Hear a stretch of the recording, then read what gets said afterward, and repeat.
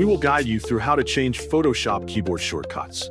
Quick disclaimer, skipping a single step will affect your final result, so you need to follow this step-by-step guide carefully.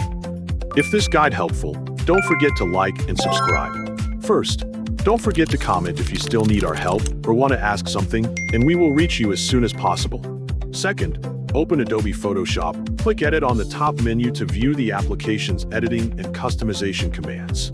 Select Keyboard Shortcuts to begin changing the key combination assigned to a Photoshop command. Choose the shortcut category you want to edit, such as Application Menus, Panel Menus, or Tools, depending on where the command is located. Expand the appropriate menu section by clicking the small arrow beside its name, revealing the commands available within that group.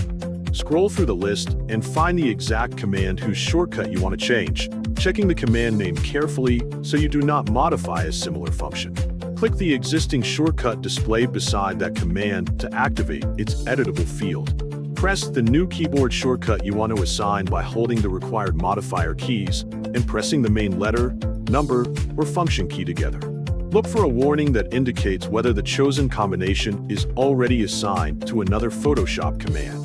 If a conflict appears, review the existing assignment and decide whether to replace it or preserve it. Change the shortcut again if necessary, choosing a different key combination that does not conflict with a command you still need.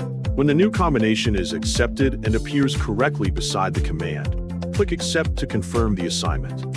Save the customized shortcut set if needed, giving it a recognizable name so you can restore or switch to it later without changing Photoshop's default set. Click OK to close the window and apply the updated keyboard settings.